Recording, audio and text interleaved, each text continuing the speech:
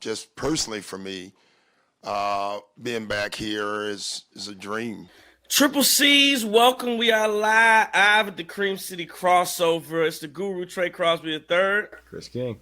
Yes, sir. We are giving some reaction here to what just took place today. Doc Rivers, formerly introduced as the new head coach of the Milwaukee Bucks. We saw him last night at the game against the Cleveland Cavaliers, but he didn't coach. He will not coach until Monday on the road against the Denver Nuggets. The Bucks, of course, play tonight against the New Orleans Pelicans. Listen, man, we saw the introductory press conference. He was up there with John Horst. Right away, and I just want to get some reaction, but right away, Chris, I thought that he's a breath of fresh air. You know, you can tell that, and again, this is something that Adrian Griffin, and it's not his fault. You know, he didn't sign up for this. I say he didn't sign up for this, but he didn't lie on his resume, as my guy Justin from NC said on our show, on your T's and Q's this morning. But you can only have that type of confidence with 25 plus years of head coaching experience. Like, he looked like a guy who's done it before, who's been there before, and he said all the right things. He's going to have the Milwaukee media eating out of his hands as long as the Bucks are even relatively good. He said all the right things. Again, just a lot of confidence. One thing I do want to point out that I thought was interesting, he said about the Bucks locker room, was the fact that he went in there and I guess he asked the guys, what is the identity of this basketball team? And this is a big red flag to me because they basically said they didn't have one. And, Doc alluded to the fact, well, your name is, he said, we have to find our identity. If you're going to have fear the deer, you got to fear the deer. So, again, the Bucks motto, fear the deer. And nobody fears Milwaukee when they come in playing for them. And, again, why would they when they're able to walk past Bobby Portis for free layups, when they're able to walk past Malik Beasley for free layups to the basket, when they're able to drive past Pat Connaughton, nobody can keep anybody in front of him. It's an old leg to the basket. So Doc Rivers right away has to change the culture and identity of this basketball team. I thought he did a great job today in starting that. Again, we're going to see what this team looks like and whether, how quickly he can implement and put his imprint on his basketball team. I would not be surprised if they go out Monday night in his first game coaching. I don't know what they're going to look like tonight with Joe Prunty to helm against New Orleans. But I would not be surprised if they go out Monday and look very inspired. Again, this team was when Adrian Griffin was terminated, this team was 30-13. So it's not like Griff left him, a car broken down the side of the road.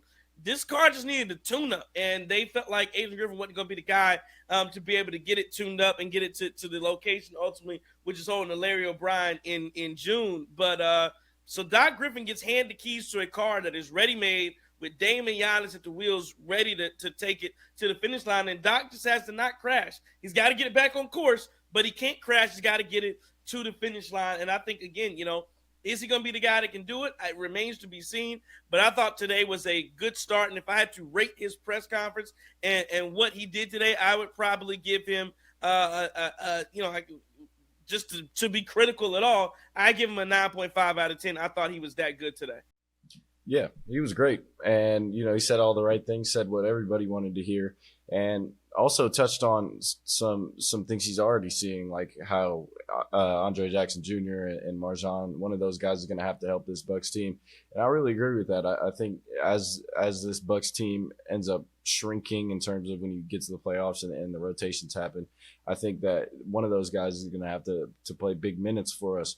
I also thought that he was good in recognizing the talent that he has when he talked about Dame and Giannis and what they have to be doing to get them to this level and how they have to be comfortable with each other. I really thought that was good from Doc Rivers. And then just the fact that it comes full circle with Doc and him being a Marquette guy and showing that he wants to be here, talking about how he didn't field some calls from other teams that were calling during the season. And I really like that, the fact that Doc wanted to be with this Bucks team if he was going to come back to coaching. So a lot of good stuff from Doc tonight or today. And hopefully we see an immediate impact right away on Monday.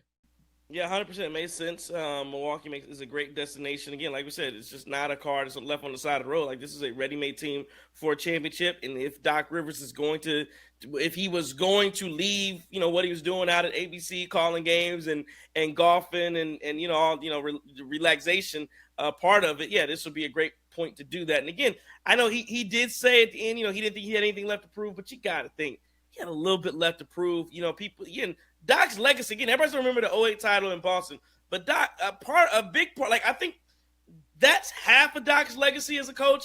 The other half is what happened in Los Angeles, is what happened in Philly, blowing lead, not being able to get those teams to the finish line. And I do think, I guess, and again, that's why it makes sense to come to Milwaukee, because you really get to a point where you can put a stamp on your career as a coach.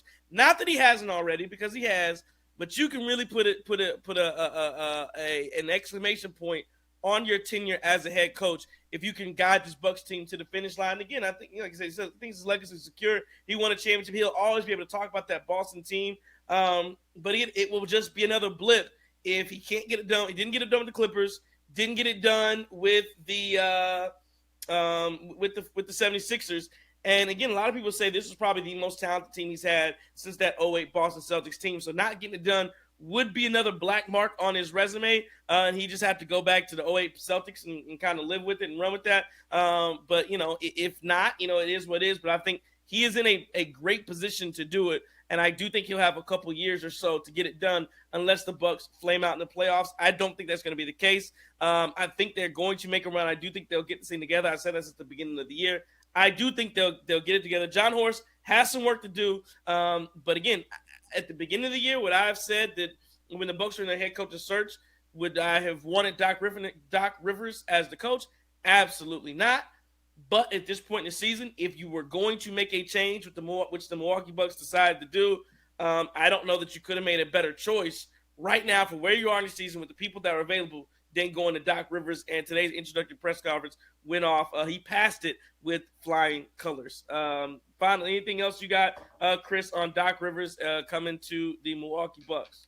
I'm just super excited, and obviously this is the right time to bring in a guy like this, because you're going out west, you're going on these away games, you're playing a couple of tough teams on this road stretch, and then you're also getting ahead to the trade deadline. So things are going to be changing up a little bit, but there's no better guy, in my opinion, at this moment in the season to kind of handle that and keep these guys in check. I also think that he'll command the respect of this locker room right away, which obviously Adrian Griffin didn't. So I think that'll be huge for this Bucks team to have a guy like he even said it in his press conference where his jersey's in the rafters and stuff like that. So they have a guy to kind of, all right, he's been here, he's done what we do, and so there's some trust that's going to be there from day one, I believe, with this Bucks team, and I think that'll show throughout the season, and hopefully they're playing their best ball late. 100% executive presence. That's what Doc Rivers shows. He sounds like a guy who's been there before and who has no fear of what he says, because you can't do anything. You can't touch him. He can do whatever he wants. So good stuff from Doc Rivers today. Want to remind everybody, keep it locked always at the Cream City Crossover.